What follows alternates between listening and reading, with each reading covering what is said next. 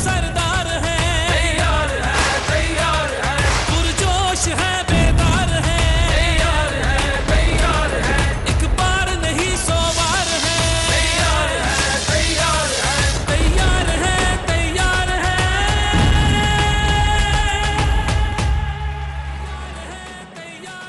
Auzubillahi minash-shaytanir-rajim. Bismillahir-rahmanir-rahim. Ladies and gentlemen, assalamu alaikum. This is me, Sara Baloch, and I warmly welcome each one of you to the mega transmission of PSL Season 9. We call it Cadbury Dairy Milk PSL Hangama. The show has been presented to you by Lifebuoy Herbal Shampoo, brought to you by New by Kaizen Paints, powered by HPL and refreshed by Coke Janab. I hope you guys are keeping yourself well and are excited to watch the match between Peshawar Zalmi and Multan Sultan. Janab, point table pe jaldi se, let's have a quick look on the points table. Ke kehta kya hai points table? Janab, Multan Sultan has played 7 matches, won 6 matches and lost 1 matches with the points of 12. Then we have gotten on number 2 Quetta Gladiators, 6 matches khele, 4 jeete, 1 hare with the 9 points. Then we have gotten Islamabad United, Janab, 7 matches khele, 3 jeete, 3 hare with the 7 points. And then we have gotten Peshawar Zalmi, 7 matches khele, 3 matches jeete, 3 matches hare with the 7 points. Then we have gotten Karachi Kings on number 5 point, and then we have gotten on Lahore Qalandars at the bottom of the table. Ladies and gentlemen, it is going to be the 21st number of the match. Janab, आज का match is going to be quite entertaining क्योंकि देखिए जी, Multan Sultan table topper हैं इस वक्त, और जिस तरीके से रिजवान की कैप्टनसी के ऊपर बात हो रही है, उनकी करिश्मा के ऊपर बात हो रहा है कि जिस तरीके से वो ऑन फील्ड डिसीजंस ले रहे हैं, जिस तरीके से कामली वो चीज़ों को हैंडल कर रहे हैं, no comparison to any other captain so far. So let's see क्या ये जो परफॉर्मेंस है उनको T20 का कैप्टन बनने में मदद करती है या नहीं. Again it's too soon to say anything. अगर हम बात करें आज के मैच की, 7 बजे मैच शुरू हो जाएगा. पिंडी का crowd, you guys were so good. आज भी जाइए, सपोर्ट कीजिए. हाँ, कुर्सियां हमने कल भी देखी थी, शादी वाली कुर्सियां मुझे कल भी नजर आई थी, इस पर भी बातचीत कर लेंगे. लेकिन जनाब, मुल्तान सुल्तान जब खेले हैं पेशावर ज़ल्मी के साथ पिंडी में पहले भी, तब भी बरतरी इनको ही हासिल थी. और अगर हम स्टैट्स के एतबार से देखें तो 10 मरतबा जीत चुकी है ये मुल्तान सुल्तान, और 4 मरतबा पेशावर ज़ल्मी, और दोनों के दरमियान 14 मैचेस हुए हैं. तो इन एनी केस किसी को बरतरी हासिल है तो मुल्तान सुल्तान. अब देखना ये कि बाबर आजम क्या आज क्रीज पे जमे रहते हैं, क्या साइम अयूब उनका साथ देते हैं, या वो हो जो हम नहीं चाहते. कल it was not a good day for Babar Azam. I will go back to Ladies and gentlemen, this was the pitch report by Amir Salim. हमारे साथ हमारे शानदार पैनलिस्ट मौजूद हैं. वेलकम करते हैं हमारे former captain of Pakistani team mister Salim साहब. अस्सलाम वालेकुम सलीम साहब. अस्सलाम वालेकुम सारा, कैसी हैं आप? मैं बिल्कुल ठीक हूँ, और हम उनका साथ देते हैं जनाब हमारे फॉर्मर पेसर. हम वेलकम करते हैं अब्दुल रऊफ साहब को. अस्सलाम वालेकुम. वालेकुम सलाम. आप दोनों खैरियत से हैं? देखिए, आप लोगों को मैंने कल भी बताया था, हम प्लान नहीं करते, लेकिन कुदरत का निजाम देखिए. आज हम जो है वो ग्रे, ब्लू एंड पर्पल, और कल हम बेज फैमिली में थे. तो something is happening and I am loving the chemistry that we 3 are having माशाल्लाह से. सर, सबसे पहले तो हम बात करते हैं पिच रिपोर्ट पे. आपकी हमेशा बहुत अच्छी दोस्ती रही है, दोनों के नाम में एक चीज कॉमन है, Salim. Amir Salim and Salim Malik. Salim. So, how do you take the pitch report by Mr. Amir Salim? Amir Suhail, sorry. Amir Suhail. जी. देखिए, आमिर ने जो बात की है वो बिल्कुल ठीक है. कल मेरे ख्याल थोड़ा सा वो मिस कर गए थे. हमने कल भी बात की थी कि जब बारिश होती है तो उसमें जो मर्ज़ी आप जितना मर्ज़ी कवर कर लें, मॉइस्चर ज़रूर जाता है. इसी तरह मुझे याद है कि वर्ल्ड कप का फाइनल जो हम इंग्लैंड में हारे थे, मैं पिटता रहा इनको मीटिंग में कि बैटिंग ना करना, क्योंकि वो उसमें भी हाथ मारो तो उंगली जा रही थी. मगर उस वक़्त कैप्टन ने सुनी नहीं और टॉस जीत के बारी ली और हम हार गए. कल भी 99 के वर्ल्ड कप की बात है इंग्लैंड में. मैंने कल एक बात की थी, नवीन उल हक जो है वो इस पिच पे बड़ा अच्छा जो उसको हम वर्ल्ड कप में देखते रहे कि रात को मॉइस्चर में ड्यू फैक्टर की वजह से बड़ी अच्छी स्विंग करता है. तो मुझे नहीं समझ आई थी कि इन्होंने नवीन को कल क्यों ड्रॉप किया था. तो आज वैसे उन्होंने उसको रख लिया. तो इसमें कोई शक नहीं कि देखें, जैसे जैसे ये मैचेस होंगे ना तो विकेट थोड़ा ड्राई होएगा तो आपको और ज़्यादा बैटिंग नज़र आएगी. मगर फास्ट बॉलर के लिए इस विकेट पे आप देखें, शुरू में कल भी नसीम शाह ने और इवन उधर से पेशावर की तरफ से भी नया बॉल थोड़ा बहुत सीम किया. मगर कल चूँकि उनके जहन में था वही जो हम बार बार मैं कह रहा हूँ कि उनके जहन में था इस्लामाबाद के कि हमने 200 ना किया तो हम हार जाएंगे. ये एक किस्म की उनकी गुड लक कह लें कि वो आके तेज़ ही खेलते रहे. और उनकी वो उस पैच से निकल गए जो फास्ट बॉलर का होता है। तो ये आपने मेरा वक्फे पे जाना है। बिल्कुल वक्फे पे जाना है। अब्दुल रऊफ साहब से बात तो कोई हुई नहीं, लेकिन हम ब्रेक से वापस आते हैं सर, मेन से कंटिन्यू करेंगे। कीप वॉचिंग PSL हंगामा।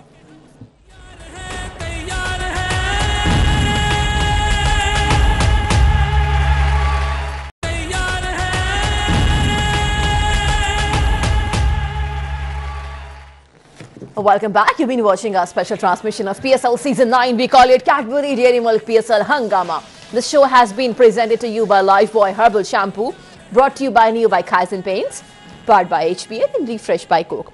Break पे जाने से पहले we were having a discussion on how Amir Jamal has batted yesterday. किस तरीके से बेहतरीन स्ट्राइक रेट पे खेल रहे थे जनाब।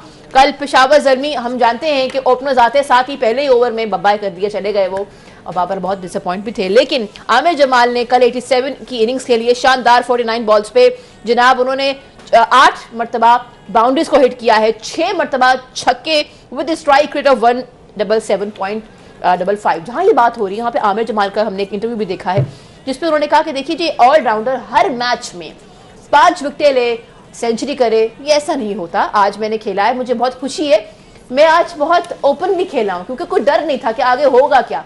तो आप जब खुल के खेलते हैं तो फिर ऐसा खेलते हैं। I'll come to you, Rauf ji. How do you take his statement? How do you see his brilliant knock yesterday? देखिए मेरा ख्याल है कि आमिर जमाल के अंदर पोटेंशियल तो बहुत ज़्यादा है और उसने इसको एक दफ़ा नहीं बार बार प्रूव कर रहा है। और ऑस्ट्रेलिया में उसने 80+ रन किए हैं। उसके बाद जिस तरह उसने बॉलिंग की है वो नज़र आ रहा था ऑस्ट्रेलिया में जब बॉलिंग कर रहा था कि इसको बॉलिंग की बेसिक्स का भी नॉलेज है और बॉलिंग सेंस भी है। इसको पिच भी रीड करना आता है, बैट्समैन को भी रीड करना आता है, इसलिए ऑस्ट्रेलिया में सक्सेसफुल रहा। बैटिंग इसने अंडर प्रेशर की थी। अब देखें कि असल चीज़ होती है एक प्लेयर को चेक करने के लिए कि वो कब किस सिचुएशन में बैटिंग करता है, प्रेशर फ्री बैटिंग करता है या जब अंडर प्रेशर टीम हो तब बैटिंग करता है। ऑस्ट्रेलिया में जब इन्होंने 80-90 रन किए हैं तो वो बहुत अंडर प्रेशर थे। पाकिस्तान ऊपर से 6 बैट्समैन लूज कर चुका था और इन्होंने बड़ी एक अच्छी इनिंग खेली थी। उसके बाद ये कल इनकी इनिंग थी वो भी 5 विकेटें डाउन थी उनकी पेशावर की और उसके बाद उन्होंने 87 रन वहाँ पर किए। तो इसका मतलब है इसको प्रेशर में खेलना आता है और इस पर पूरी एबिलिटी है कि ये एक बड़ा प्लेयर बन सकता है। मगर इशू क्या आ रहा है, इशू कंसिस्टेंसी नहीं है और जब तक कंसिस्टेंसी नहीं होगी तो आप उस लेवल के ऑलराउंडर बन नहीं सकते जो हम एक्सपेक्ट कर रहे हैं और जिस पे लोग सोच रहे हैं कि ये बन जाएंगे। क्योंकि आप देखें कि ऑस्ट्रेलिया के बाद फिर न्यूजीलैंड की सीरीज़ आई, 4 मैचेस वहाँ पे फ्लॉप हुए, टीम से बाहर करना पड़ा। उसके बाद ये वापस आए PSL में 2 मैचेस में परफॉर्म नहीं हुआ, 3 मैचेस में ये बाहर बैठे रहे, फिर एक मैच इनको कल खिलाया उसमें परफॉर्म किया। अब आगे अब हम श्योरिटी हमारे पास नहीं है कि आगे ये क्या करेंगे, परफॉर्मेंस करेंगे या नहीं करेंगे। तो मेरा ख्याल है कि इनकी थोड़ी सी एबिलिटी बहुत ज़्यादा है इनमें। ऑलराउंडर बहुत अच्छे हैं, बैट्समैन बैटिंग बहुत अच्छी करते हैं, कल भी इन्होंने प्रूव किया, पहले भी प्रूव किया, बॉलिंग भी अच्छी करते हैं। मगर मेरा ख्याल है कि थोड़ी सी साइकोलॉजिकल अपब्रिंगिंग की ज़रूरत है, थोड़ी सी काउंसलिंग की इनकी ज़रूरत है। क्योंकि जिस तरह फिर इनका एटीट्यूड भी थोड़ा सा मुझे उस पर भी थोड़ा सा डाउट लग रहा है कि ये चीज़ें इनको नहीं करनी चाहिए। जब आप एक इनिंग खेलें और उसके बाद आप इस तरह का अग्रेशन शो करें या एटीट्यूड दिखाएं तो वो बनता नहीं है। या तो आप कंसिस्टेंट परफॉर्मर हो तो फिर आप इस तरह कुछ कर सकते हैं, वो भी नहीं करना चाहिए। मगर वंस से ना ब्लू मून आप एक इनिंग खेल के फिर इस तरह की हरकत करेंगे तो उसको कोई भी पसंद नहीं करेगा। तो ये 2-3 चीज़ें अगर इन्होंने बड़ा ऑलराउंडर बनना तो इनको मेरा ख्याल है कि इनको उसमें अपग्रेड होना पड़ेगा। अच्छा मैं थोड़ा सा ऐड कर दूं। हाँ प्लीज सर, प्लीज। देखें जैसे रऊफ ने कहा ना, इसमें कोई शक नहीं वो प्रेशर वाली इनिंग थी, मगर उस पर कोई प्रेशर नहीं था जो ऑस्ट्रेलिया में उसने इनिंग खेली थी। उसकी रीज़न ये है कि लोग उससे एक्सपेक्ट, जब आपसे रऊफ एक्सपेक्ट नहीं कर रहे होते ना तो आप पे प्रेशर होता नहीं, आप करें ना करें, आप फ्री होके वो हिटे मारा था, आउट भी हो जाता तो उसको कोई फिक्र नहीं थी। क्योंकि वो उससे लोग, हम कोई भी बंदा एक्सपेक्ट नहीं कर रहा था। तो वो उस पे प्रेशर कब आया, जब उसने वो स्कोर किया, उसके बाद उसकी इनिंग्स देखे, जब लोगों की एक्सपेक्टेशन उससे बहुत ज़्यादा हो गई कि ये जमाल बहुत अच्छी इनिंग्स खेल सकता है। जब प्रेशर पड़ता है ना तो फिर आपका पता चलता है। और दूसरी एक चीज़ रऊफ जो मैं बार बार हमेशा कहता हूँ कि लोगों की एबिलिटी का पता होना चाहिए कि ये किन विकेटों पे अच्छा खेल सकता है। वो थोड़ी सी बाउंसी विकेट थी, बॉल आ रहा था विकेट पे अच्छा। पिंडी की भी अगर आप कल विकेट देखें तो उस पर बॉल आ रहा था। बाकी रऊफ अगर लाहौर की थोड़ी स्विमिंग थी, मुल्तान की और कराची में स्पिन हो रहा था, तो उस पर आके उसको मुसीबत होएगी जहाँ बॉल थोड़ा सा वेरी करेगा, रुकेगा, फंस के आएगा, स्पिन होएगी। वो जहाँ ऐसी विकेट उसको मिलेगी वो बहुत अच्छा खेलेगा। ये थोड़ा सा रऊफ उसमें है एक चीज़ जो मैं कहता हूँ हमेशा सिलेक्शन करने से पहले एबिलिटी ज़रूर चेक करनी चाहिए कि कौन सा बैट्समैन या कौन सा बॉलर किस विकेट पे आपको काम दे सकता है। ये चीज़ें थोड़ी सी हैं जो इस पे काम करना चाहिए। Peshawar Zalmi has won the toss and choice to bat first. Babar Azam का कहना था कि हम आज रन्स लेके आएंगे on board and then will defend, लेकिन बहुत अच्छा लगा उनकी दोस्ती की केमिस्ट्री देख के। I really enjoyed that. Gentleman, आपने देखा किस तरीके से आज चेंजेस आए हैं, जैसे कि हमारे पैनलिस्ट ने सजेस्ट किया था कि नवीन उल हक होना चाहिए, तो मैं आपको जल्दी से आज की प्लेइंग 11 अनाउंस कर दूं। साइम अयूब, बाबर आजम, कैडमोर, हसीबुल्लाह खान की इंक्लूजन है, पॉवल है, आसिफ अली है, जमाल है, वुड है, नवीन उल हक है, मेहरान मुमताज है एंड सलमान इरशाद। एंड मुल्तान सुल्तान की बात करें, we have gotten Mohammad Rizwan, Hendricks, Milan, Tahir, Iftikhar Ahmed, Khushdil Shah, Jordan, Willey, Usama Mir, Aftab Ibrahim and Mohammad Ali. We'll have a discussion on the playing 11. Keep watching PSL Hangama. We have to take a short commercial break.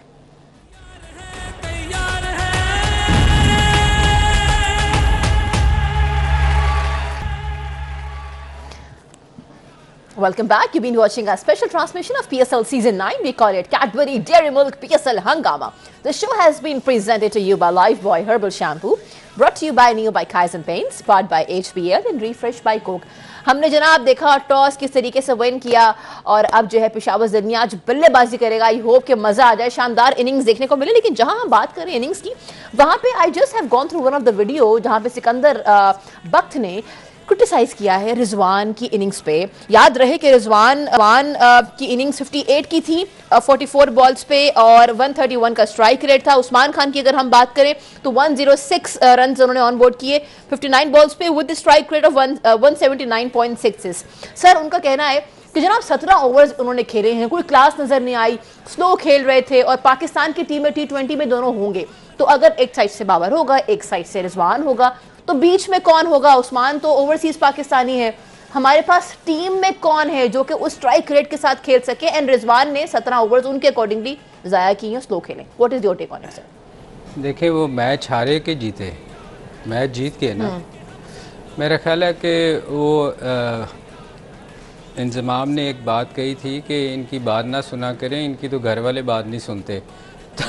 तो मेरे ख्याल में सिकंदर बख्त एक हमारा सीनियर क्रिकेटर है, उसको सोच समझ के इस किस्म की स्टेटमेंट उस प्लेयर के लिए देनी चाहिए जो इंटरनेशनल रैंकिंग में 4 प्लेस में आ रहा है। और बाबर और वो दोनों प्लेयर पे ये ऐसे लोग क्रिटिसाइज़ करते हैं जिन्होंने अपनी ज़िंदगी में खुद कुछ नहीं किया हुआ। खुद उनकी परफॉर्मेंस अगर आप देखें तो मेरा ख्याल है कि उसके बाद उनको इस किस्म की बात नहीं करनी चाहिए। टॉप परफॉर्मर है रिजवान पाकिस्तान का, उसका कप्तानी के लिए नाम आ रहा है। अगर अगर वो ना खेलता साथ तो शायद उस्मान भी इतनी बड़ी इनिंग ना खेलता। हमेशा होता क्या है कि एक तरफ से आप टीम एक एंड रोक के रखते हैं ताकि टीम स्कोर बड़ा कर सके। तो ये चीज़ चूँकि वो बॉलर है, उसको इस चीज़ की रियलाइज़ नहीं कर सकता कि ये मैं क्या बात कर रहा हूँ। वो बॉलिंग पे भी बात करते, तो मैंने एक दफ़ा कहा था कि वो उतने ऑस्ट्रेलिया में हम खेलने जाया करते थे, तो हवा इतनी तेज़ चलती थी तो हमें समझ नहीं आती थी कि सिकंदर बख्त को with against the wind bowling करवाएं ना करवाएं, क्योंकि वो पहुँच ही नहीं पाते थे। तो ये इस किस्म के सिक्कू को इस किस्म की बातें जो है ना, वो इंसान को सोच समझ के करनी चाहिए। एक टॉप परफॉर्मर है, वो कंसिस्टेंट परफॉर्म कर रहा है। उसमें कई दफ़ा होता है कि आपको विकेट्स गिरती हैं तो आपको स्लो खेलना पड़ता है, पर आपकी टीम जीत रही है, आप इतना अच्छा परफॉर्म कर रहे हो और उस बंदे के बारे में इस किस्म की बात करना मेरा ख्याल अच्छा नहीं लगता। अच्छा, सर का अपना एक तजिया है, मैं थोड़ा सा इसमें एक और चीज़ ऐड करूंगी कि शायद उनका मतलब ये भी है कि देखिए वर्ल्ड कप में तो उस्मान खान नहीं होंगे, तो फिर कौन होगा? खुदा ना खास्ता अगर बाबर भी आउट हो गया और रिजवान भी आउट हो गया तो फिर होगा क्या? तो ये उनसे पूछना चाहिए था कि कौन होना चाहिए, कौन होना चाहिए, क्योंकि ये जो एंगल करते हैं ना लोग बैठ के टीवी पे, किसी एक ने स्कोर थोड़ा सा कर दिया, ये वो लोग हैं जो प्रमोट करते हैं किसी ना किसी को, फिर बाद में हम लोग रोते रहते हैं कि इनको क्यों लेके गए। क्यों राहुल? बिल्कुल ऐसे ही। इसमें देखिए कल आपके सामने बड़ी एक क्रिस्टल क्लियर एग्जांपल है कि वो बाबर आजम आउट हुए तो उसके बाद पेशावर का क्या हाल हुआ है, सब कोलैप्स हो गई। इसी तरह पाकिस्तान टीम में होता है कि ये दोनों आउट होते हैं उसके बाद कोलैप्स हो जाता है। बात इनको ये करनी चाहिए कि जो बाकी प्लेयर्स हैं, जिस तरह अपना इसका ना फ़खर ज़मान है, साइम अयूब है, फरहान, खुशदिल शाह है, इफ्तिखार है, यासिफ अली, या नीचे जो आप middle order, lower middle order जिस तरह सऊद शकील है, ये क्या कर रहे हैं? क्योंकि देखें इनका तो अपना एक उनकी नहीं बात करनी ना, उन पे बात ही करेंगे। वो मैंने कहा ना कि एंगल है, जो स्कोर कुछ नहीं कर रहा उस पर बात नहीं करनी, जो कर रहा है उसको क्रिटिसाइज कर रहे हैं। ये दोनों तो सलीम भाई हमारे कंसिस्टेंट परफॉर्मर है ना, बाबर आजम और ये जो अपना रिजवान है, इन पे तो क्रिटिसाइज बनता ही नहीं है, क्योंकि अगर आप इनको साइडलाइन कर देंगे जब तक आपने इनकी रिप्लेसमेंट तैयार नहीं की, या तो उनको बात करनी चाहिए ना नीचे रिप्लेसमेंट पे। आपके पास बाबर आजम में क्या रिप्लेसमेंट है? आप सब आपने शोर बचा के देख लिया, जिसको निकाल दो, आज तक आपके पास उसकी कोई रिप्लेसमेंट नहीं है। आपके पास अभी तक मोहम्मद रिजवान की कोई रिप्लेसमेंट नहीं है। ये आप लेके आए हैं मोहम्मद हारिस को, आपने हाल देख लिया ना, उनकी पीछे की परफॉर्मेंस है। रिसेंटली 8 मैचेस हो चुके हैं, क्या परफॉर्मेंस है उनकी? कुछ भी नहीं है। बाकी अब आजम खान को क्या आप एज ए विकेट कीपर खिला सकते हैं रिजवान की जगह पे? मेरा ख्याल है कि क्वेश्चन ही नहीं बनता इस चीज़ का, ना बाबर का ना इसका। तो आपको बात जो 6 जो स्लॉट्स खाली पड़े हुए हैं, जो नीचे परफॉर्मेंस नहीं हो रही, जिसकी वजह से पाकिस्तान की जो टीम है वो स्ट्रगल कर रही है, आपको उन पर बात करनी चाहिए। क्योंकि हमारी जो डिबेट है पिछले 5 साल से, वो है ही या तो मिडल आर्डर पे है या लोअर मिडल आर्डर पे है। तो वहाँ पे तो आपने 8 बंदे ट्राई किए हैं, कोई भी नहीं आया। तो आपको क्वेश्चन उठाना चाहिए अपने जो डोमेस्टिक क्रिकेट पे, अपनी मैनेजमेंट पे, और जो अपने कोचिंग स्टाफ है उन पे, कि वो क्यों नहीं प्लेयर को प्रोडक्ट कर रहे और डेवलप कर रहे कि वो आके रिप्लेस करें या मिडल आर्डर और लोअर मिडल आर्डर को संभालें। क्योंकि जो रिजवान का टीम में किरदार है या बाबर का, वो तो एंकर का है ना, उन्होंने एंकर रोल अदा करना ही करना है। आप कोहली को इंडिया की टीम से निकाल सकते हैं, आप कोहली को कह सकते हैं कि उसने 60 बॉलों पे 60 रन किए हैं, क्योंकि वो एंकर है, उसने बनानी है इनिंग। साथ जो दूसरे हैं फिनिशर, उन्होंने फिनिश करना है।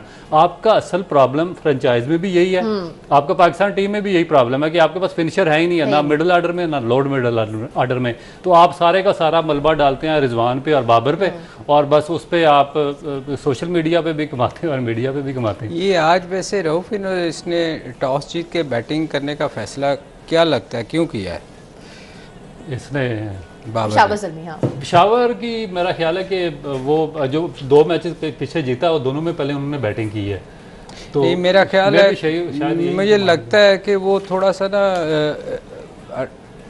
एक जो कल हुआ है मैच, उसमें आप देखो जैसे ही बाबर आउट हुआ, एक जो स्कोर लग जाता है ना बोर्ड पे, 200 रन्स का बड़ा प्रेशर होता है। इवन हम पिछले साल की बात करते थे कि इन्होंने बहुत बड़ा स्कोर किया और इस विकेट पे बड़े बड़े स्कोर होंगे, मगर आप देखो कि एक दफ़ा उन्होंने 180 या 90 जितना भी किया है कल स्कोर, वो एक प्रेशर जो था ना बाबर पे, उसके आउट होने के बाद उसकी टीम उसको कवर नहीं कर सकी।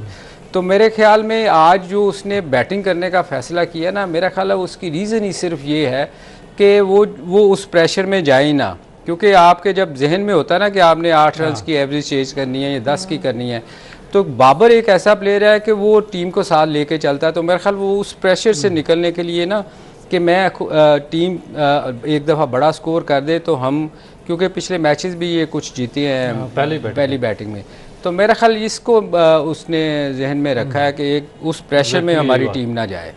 अच्छा, जहाँ ये डिस्कशन हो रही है वहाँ पे याद रहे कि 2023 में जो PSL हुआ था पिंडी के स्टेडियम में, पेशावर ज़ल्मी ने 242 का स्कोर किया था 6 विकेटों के नुकसान पे, लेकिन मुल्तान सुल्तान तब भी जीत गई थी जनाब। 244 आराम से उन्होंने जो है ना वो चेस कर लिया 6 विकेटों के नुकसान पे। तो पता नहीं हिस्ट्री रिपीट होती है या क्या होता है, उम्मीद है। I am vouching this, I am being neutral but I am still vouching for Peshawar Zalmi. Sir, what is your prediction, एक तो विक्ट्री के एतबार से, और स्कोर कितना बनेगा आज? देखिए, जो कल पिच बिहेवियर था उसमें सीम नज़र आया, स्विंग भी नज़र आया, तो उसके अगर आज भी वैसा जैसे आमिर ने कहा, आमिर सलीम ने कहा कि पिच में थोड़ा सा मॉइस्चर है, अगर वैसा हुआ तो फिर मेरा ख्याल है कि ओपनर्स को थोड़ा सा शुरू में स्ट्रगल करना पड़ेगा, क्योंकि सीम थोड़ा सा होगा।